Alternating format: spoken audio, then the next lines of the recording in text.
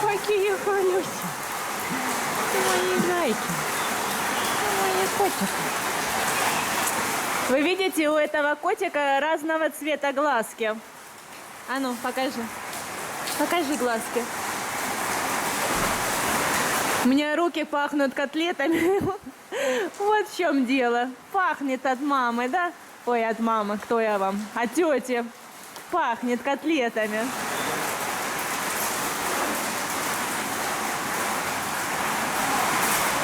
Вы видите, ребята, как по раму натерли шлепки. Ужас, посмотрите, не может идти. Нам сейчас надо идти Артура забирать, а он не может, говорит, болит невыносимо.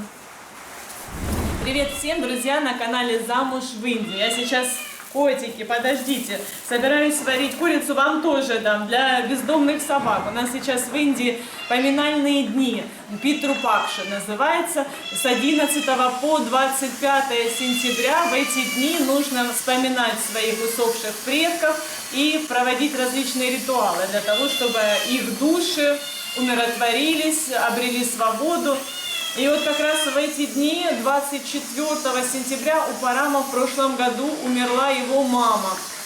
Мы вообще должны были быть, Парам вообще собирался в этом году обязательно приехать на родину, чтобы совершить этот ритуал вместе со всеми его родственниками. Но, как вы знаете, у нас сейчас не получается, ну никак не получается, я вам позже расскажу. Так, котики, сейчас я вас накормлю. Для собак я специально курицу сварю, с рисом перемешаю. Я где-то слышала, я не знаю, может быть это что, придумываю или что, ну, что нельзя диким животным, нельзя давать сырое мясо, иначе им понравится, они могут нападать там на кур, на, ну или даже на людей. Поэтому я обязательно сварю. Ну, мои хорошие, смотрите, Парам каждое утро наливает котикам молоко. А я каждый день даю им мясо или рыбу. А где ваша мама? Маме тоже надо дать покушать. Нате, Нате. Ага, так вот, какой же я вам хочу рассказать случай. Буквально вчера у хозяина отеля эти коты сперли рыбу. И он так рассердился, но в общем он еще, ну это его коты, то есть это его отель, собственно его коты, но он решил, что мы их разбаловали. Что, мол, вот это Параму, мне он ничего не говорил, а Параму говорит, мол, зачем ты им каждое утро даешь молоко? Они должны есть рис и чапати. Я не знаю, вы вот напишите, у вас есть какие-то знакомые коты, которые едят только вегетарианскую еду, рис и чапати или что-то такое. У меня в детстве тоже были котики, и мы их кормили, покупали на рынке легкое, рыбу покупали. Так, где мама-кошка? Мама-кошка пришла, сейчас.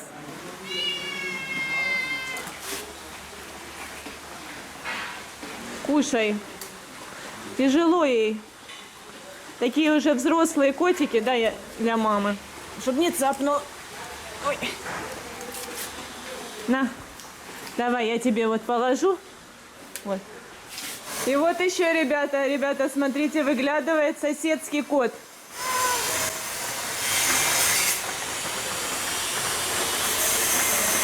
Этого я тоже немножко подкармливаю, хоть он и не наш, но все равно, сейчас дам тебе косточку, сейчас.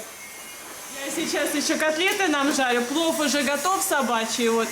И, ну, плов, по-моему, такой аромат не издает, а вот котлетки мои привлекли Насиба. А ну, где тряпку какую-то, блин, хочу показать. Вот, смотрите, какие. Good smell. Yes. Такой приходит, говорит, ой, как вкусно пахнет, А до этого говорил, не люблю я, говорит, не люблю я. Я люблю только еду, которую готовят здесь в Индии. А то, что ты готовишь, иностранцы, вот это вот все ему не нравится. Хорошо, а я сейчас, смотрите, ребята, еще поделюсь с вами хитростью одной. Вот смотрите, какие у нас огурчики. Зелененькие, свеженькие. И я вот каждый день их солю, засаливаю. Нарезаю дольками, потом отправляю их в баночку. My Vavi Rasim very best cook. Окей. Отправляю их уже нарезанные дольками в баночку, засыпаю солью, даю туда чесночок, какие-то еще специи, ну, на вкус. И кладу в холодильник, периодически помешиваю. И буквально за 2-3 часа готовые малосольные огурцы. Очень вкусные, каждый день готовлю. И Парам обожает, и Артур обожает, и я обожаю. Просто так огурцы как-то нам не заходят. What is this? Milk чай. Milk чай. Насип готовит milk чай для клиента. Молодец. Что интересно, что когда он только устроился сюда на работу, он такой брезгливый. Он говорит, я не буду ничего делать, я ничего не умею. Я говорю, а ты умеешь это готовить? Говорит, ничего не умею готовить. Но у него же брат Насим, его брат Насим, повар. Я говорю, ну у тебя брат чему-то научил. Он говорит, нет, даже яичницу не умею делать, ничего не умею делать. Даже, говорит, вермишель быстрого приготовления сварить не могу. А все на самом деле умеет. То есть это он так, знаете, придуривался. Да, как будто бы понимает, засмеялся, как будто бы понял. Ну, мол, если я не умею, значит, то и спрашивать не будут. Ничего, все научился делать. Very good чай. Best чай. Но правда он вкусно готовит, многие хвалят. Сегодня Кобра к нам пришла в класс через Windows. Чуть меня не укусила. Посмотрела такая, кто у нас вкусненький в классе. Ну, и This you say, hi Arthur, this not say you, hi Arthur. Я просто в шоке. Это мы сейчас Артура забрали, и он начал, что там вот змея к нам сегодня ходила и рассказывает это и улыбается. Я думаю, ну, наверное, сочиняет. Знаете, у детей бывает такое, что они придумывают немножко истории, чтобы жизнь не была скучной.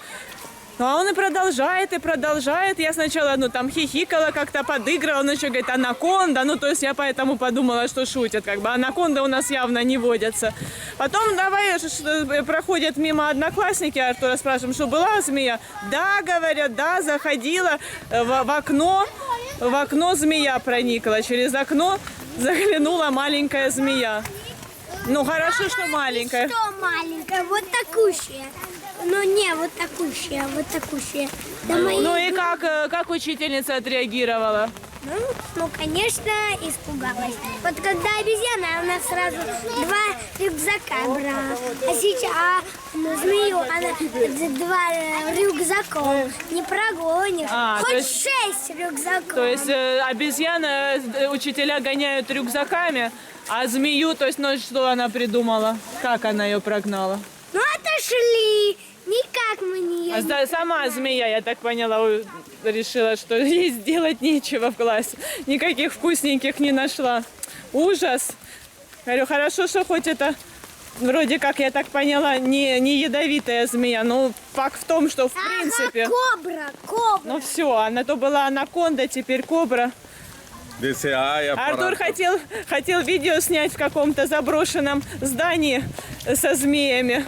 А тут и не надо никуда ходить, не нужно никакие заброшенные здания. В школе, пожалуйста, в классе. Ай, блин, я чуть не упала. Slowly. Скользко-то как. Arthur classmate Alina. Alina, Расскажи нам историю про змею. तू बच्चा था हाँ गया किधर से आया विंडो से क्या विंडो से आया डोर से आया था विंडो से आया कौन देखा पहला इनाया इन्हें देखा हाँ सर अभी आए थे हाँ Right? yeah Yeah, very not very scared. snake Okay, thank you. Because maybe Arthur lie. I think he tells that story. I think maybe he's not say true. That's why I ask. Ребята, вот эта вот девочка сидела возле окна, пила водичку и потом выглянула в окошко, कैसा देखा आपने а тут змея ей машет ручкой. Ну, по-моему, здесь, знаете, ребята такие, что их сложно чем-то напугать. Суровая индийская школа. И такие же здесь дети. А сейчас, друзья, мы опять направляемся в госпиталь. Ну, слава богу, у нас хороший повод. Я придумала и предложила Параму, он поддержал, что собак мы будем кормить именно вот этих вот, которые живут рядом с госпиталем. Просто те, которые рядом с нами, мы их и так периодически кормим, а эти бедолаги питаются только какой-то диетической едой, типа кичери. Так они мечтали про курочку, но Парам мне так и не принес сюда в больницу. Ну и, в общем, сегодня я их накормлю курочкой. Пусть они помянут всех усопших. Мои знакомые стены. Ребята, никого сейчас в госпитале нет, слава богу, конечно. Но и собакам, наверное, вообще не перепадало несколько дней. Вон они. Идите сюда. Идите сюда. О, давайте, давайте. Вот, смотрите, Парам, help me. Давайте, ребята, спускайтесь. Inside this place. Господи, собаки, по-моему, не верят своим глазам. Идите, не стесняйтесь, идите сюда.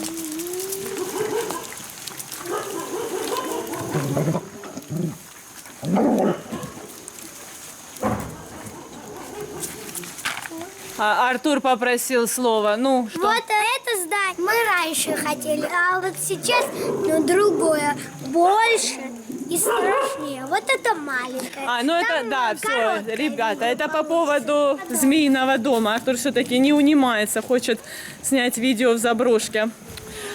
Друзья, я еще вам не рассказала, я пока лежала в больнице, меня часто навещали, практически каждый день. Вот, как я вам уже говорила ранее, в Индии не оставляют наедине с бедой никого, то есть люди пытаются как-то помочь, спрашивают или даже хотя бы просто приходят как бы поддержать. Я не скажу, что мне очень сильно этого хотелось, потому что приходили даже некоторые незнакомые люди, Парама, друзья. Я в таком состоянии, как бы мне, честно говоря, вообще никого не хотелось видеть. Но приходило много. Я на видео запечатлила только Махана, но на самом деле там просто толпами приходили. Но потом уже, когда меня выписали, когда я уже в спокойном, нормальном состоянии стала все анализировать, вспоминать, вспомнила, что Ниха меня не навещала. Но это мне показалось удивительно, насколько это, такой человек, всегда заботливый. Она не звонила, не писала и не навещала. И я же говорю, Парама, позвони ей. То есть я не стала на нее там обижаться или еще что-то. Я сразу поняла, что, как-то это нетипично для нее. Говорю, Парам, давай ей позвоним. Оказывается, у нее примерно в то же время, когда я попала в больницу, муж упал и ушиб себе голову. Все бы ничего, но он примерно 10 лет назад попадал в автокатастрофу. И как раз вот у него была повреждена голова, очень много было операций, очень много было денег потрачено. И вот как бы опять его тоже забрали в больницу, но в Мумбаи он лежал несколько дней. Сейчас его уже, слава богу, выписали. Сейчас он дома как бы под наблюдением. У него даже после первого вот этого ДТП как бы была нарушена координация. Как оказалось, она не знала про меня. Артур, аккуратнее. Она не знала про меня, а я не знала про нее, какое у нее несчастье произошло. Сейчас, слава богу, тоже он все в принципе в порядке.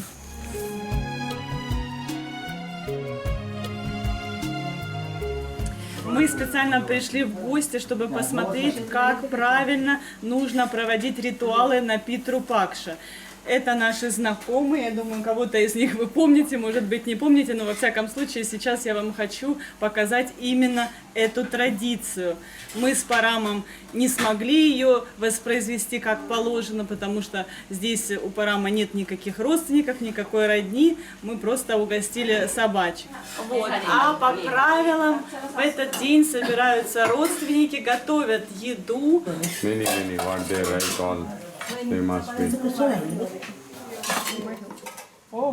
Сперва я засмущалась, решив, что меня не очень-то ждут в совершенно незнакомой семье. Но зря. Индийцы очень радушные. И еще мне повезло, среди собравшихся здесь людей была моя знакомая женщина Уша. Эти все женщины между собой родственники, и мы видим, что они дружно готовят еду. Сначала они сами поедят, а потом остатки этой еды они отдадут животных. Кстати, Парам сказал, что в его штате, в южном штате Индии, там по традиции готовят и мясные блюда. Здесь только вегетарианские. Мы пришли как раз в тот момент, когда подходило к концу приготовления трапезы. Очень много блюд, все вегетарианские. Парам меня привел и почти сразу ушел по своим делам. How you make it?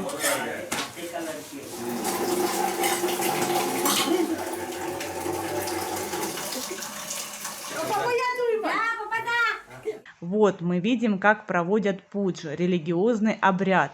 возле портрета усопшего родственника. Надо сказать, что в Индии культ предков занимает очень важное место.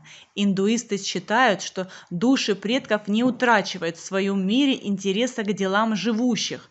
Потомки должны совершать поминальные церемонии, причем ответственность за их исполнение несет старший сын. Эти церемонии обеспечивают достойную жизнь после смерти. Весь этот ритуал проводится для успокоения души вот этого вот мужчины. Тукарам. Этого мужчину зовут Тукарам.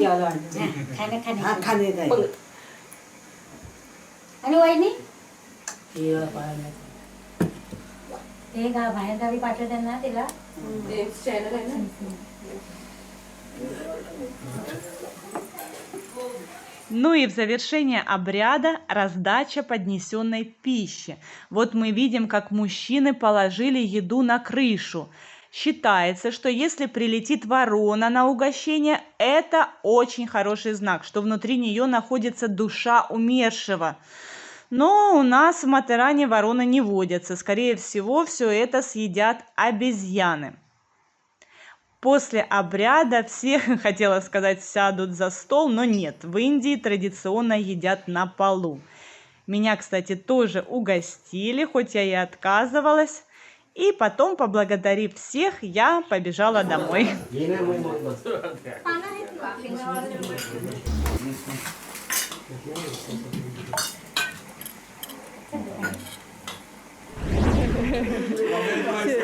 Umesh bhai say, Arthur must peace and my leg.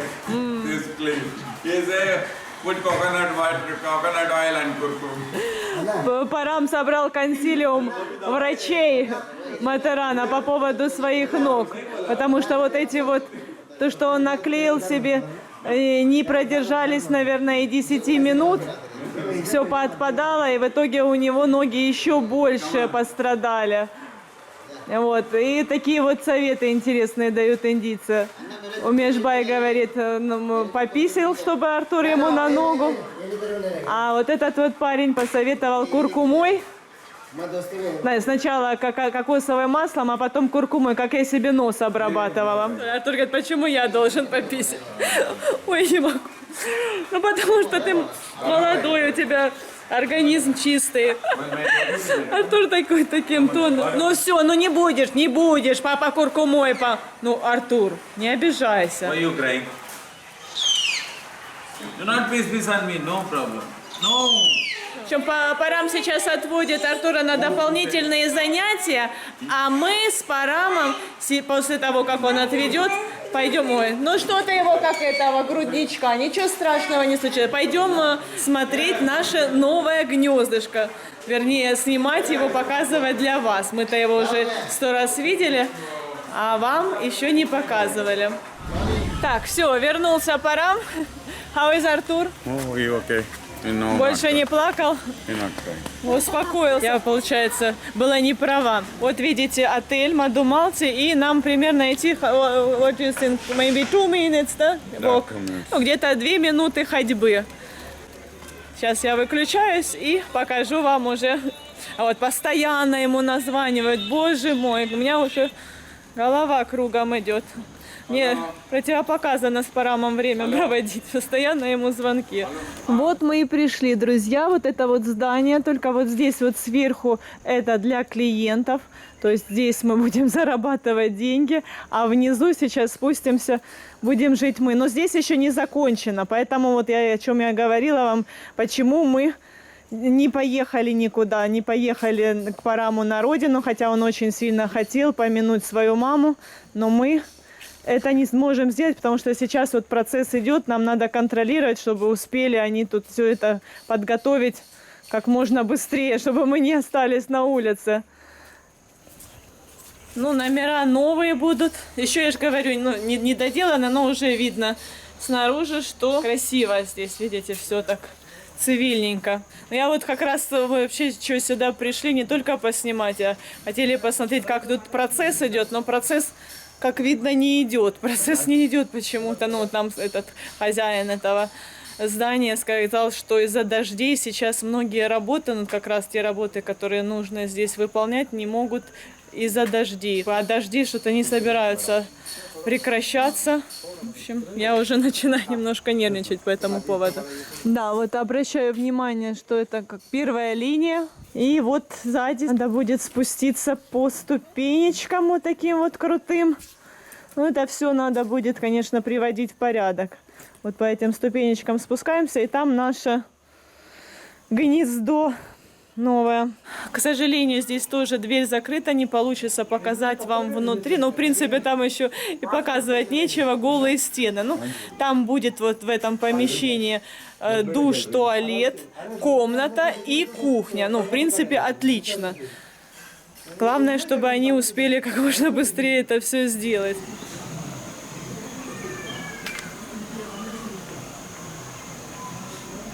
Подписывайтесь на наш канал, впереди вас ждет еще много всего интересного.